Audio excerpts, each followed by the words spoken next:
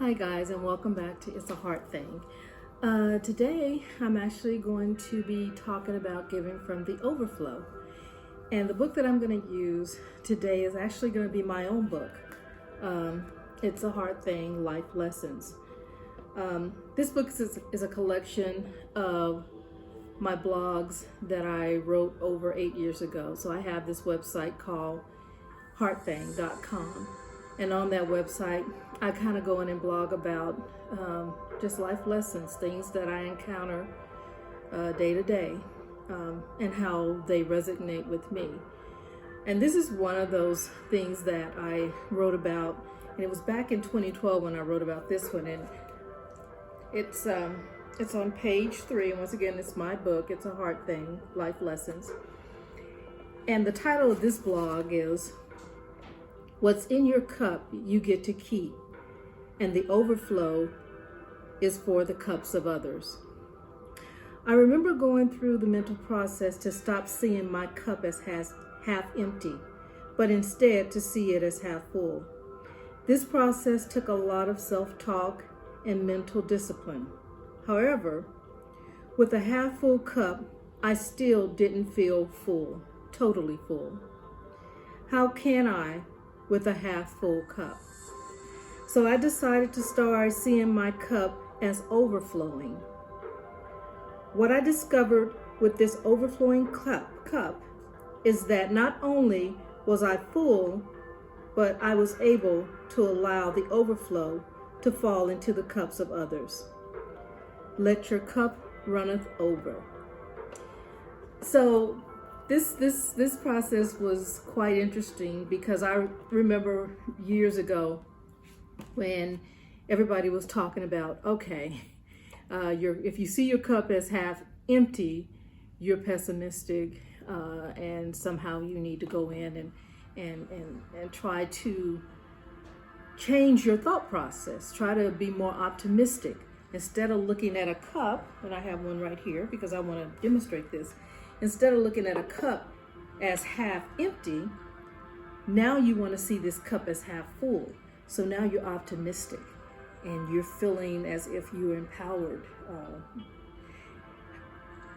What I learned from a half full cup is that what we tend to do is that from this cup, and this cup represents us, we tend to take this cup and we go in and we pour a little of ourselves into various things.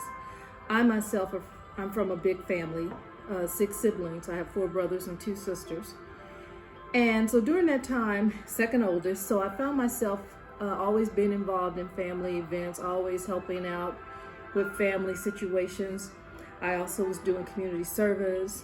I was performing in Austin, Texas on 6th Street. I also was working as an accountant with clients. And I was just, pouring out this little bit of me here and there. And so it was a constant battle of trying to go in and replenish that cup so that I could have something else to give. And so I thought, this somehow, I'm out of balance. I'm not feeling nourished. But I still have things and obligations and people that I want to go in and help. So this new concept came up, and it was like, well, instead of coming from this half full cup, why don't we go ahead and take this and let's just fill this cup up. Let me just fill it up. So now I'm coming from a full cup. And when this happened, I was like, oh my gosh, I'm feeling good now. I'm nourished. I got a full cup. But once again, with a full cup, what do? You pour it out here, give a little bit to somebody else, give a little bit to somebody else here. And you're constantly in this cycle of, let me replenish, let me give out, let me replenish.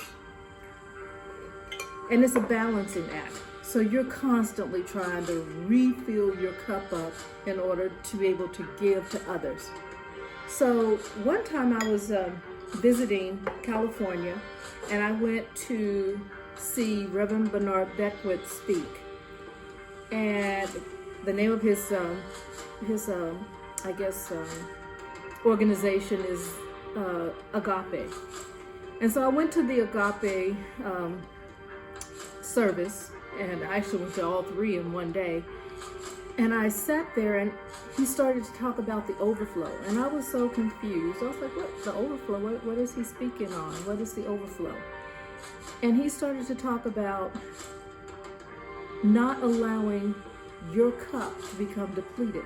Because when you become depleted, you start to pull from yourself, which can in turn cause your body to have stress and dis-ease, which, as he coined, it's disease, because your body is in dis-ease. So you find yourself not sleeping, you find yourself not eating, you find yourself always in a state of depression, you find yourself not able to enjoy the simple things in life.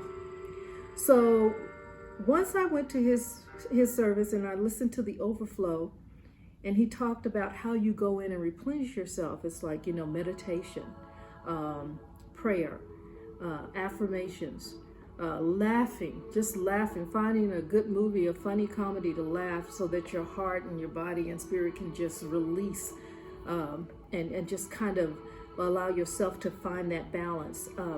There's another thing that I just found out about when I was home visiting my family in Texas. It's called grounding. And grounding, and some of you probably know, is when you take your shoes off and you go and you stand on the earth and you allow all the minerals in the earth to go into your body, to be absorbed through the soles of your feet, and it grounds you, it gives you balance. So with those things, I said, let me go in, and those are the things that I use to replenish myself. So the concept of overflow is that, and it's real simple, your cup is full, but now you want to continue to give, because the thing about giving is that when you give, you also receive. You can't give away, you can never give away what you, how do you say this? You never give it away. You always have it. Even though you're releasing it out, you always keep it. You can't give it away. So when you're giving of yourself, it's a cycle, it's a circuit.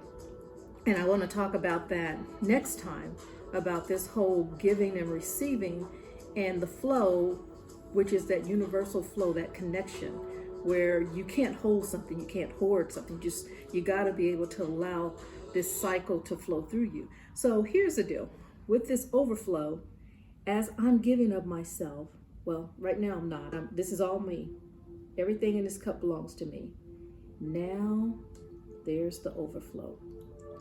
And that overflow is for my sister, my brothers, my mom, my dad, my grandparents, my daughter, my husband. It's for my community. It's for any and everything that brings others joy, as well as myself joy. And so I'm giving from that overflow. I am never depleting myself. I am always maintaining a balance inside of myself. And so when you get to this point where you can allow others to take from your overflow, you're giving with a smile. You're giving with a pure heart. You're not stressed. You're not depressed.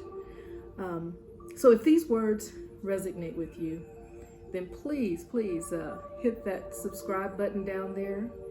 And I will definitely see you again. Once again, it's a heart thing, and you guys have a good evening. Thank you.